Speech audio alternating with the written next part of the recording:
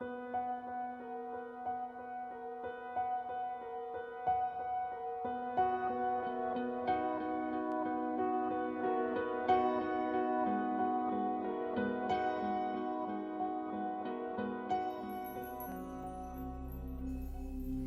word compassion has become a soft buzzword within the American healthcare culture.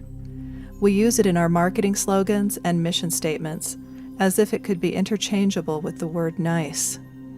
But what does compassion really mean? As individuals and organizations who work in hospice and healthcare, it is vital that we take a deeper look.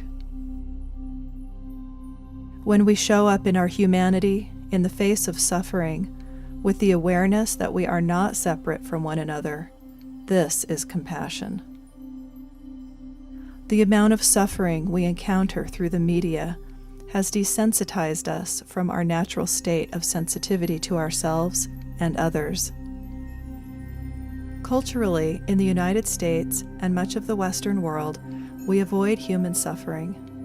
We have been taught to protect ourselves by keeping a stiff upper lip. We are told to suck it up and are ashamed if we become vulnerable. The qualities of individuality and independence are highly valued in Western culture. Many traditional cultures have a different belief system. When a member of an indigenous tribe experiences difficulty or is suffering from a traumatic event, that event or situation does not belong to the individual. Rather, it belongs to the tribe. Healing and resolution come from the community as they take responsibility collectively and acknowledge the event through ceremony and ritual. It is in the coming together that brings healing and peace. It takes a tremendous amount of energy to resist suffering. When we begin to experience the truth of compassion, we learn how to be with the human condition and how to just be with suffering. When we resist, we reinforce the suffering.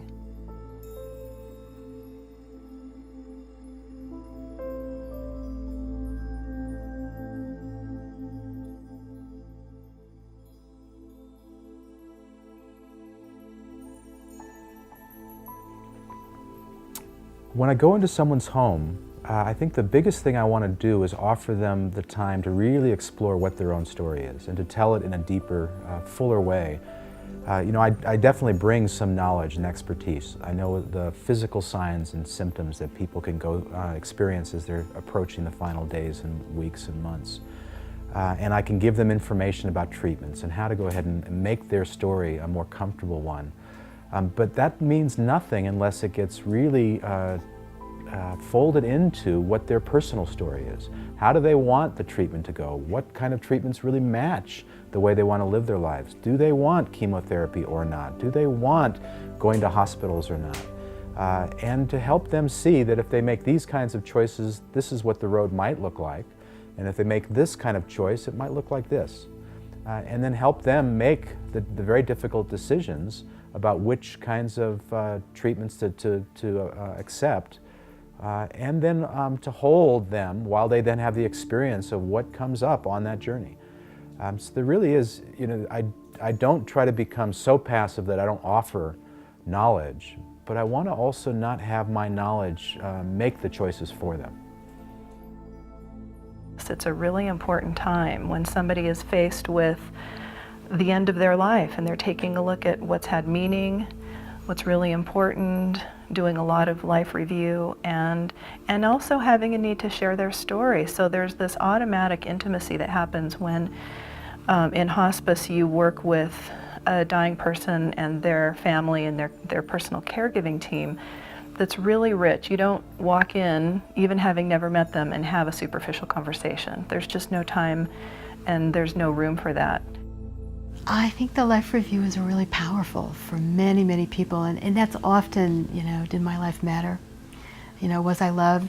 Did I love well enough? Those are really what pretty much everybody in every culture come down to in these dialogues that we have in the end, and I think it's really about legacy, leaving legacy to the world or to family, to who you want to leave it to.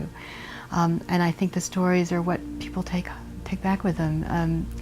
for many workshops we go to, you know, what I remember is not the neuroscience so detail of the endocrine system or whatever necessarily, but it's the stories of the one who's presenting it and all of the richness around that. So I think stories are so powerful, the narrative of one's life and the treasures that are there. And does it matter? I mean, and it does. And to have that witnessed, and it is in listening to their stories, the metaphor of what's important to them, I think, matters. And then to be able to reflect that back so that you hear the details of one's journeys, you know, little vignettes in their life that become very much like pearls. And hopefully they can string the pearls together and actually wear them or give them by the time they die. But at least one pearl is enough, you know, just to hand to you as a witness or their family.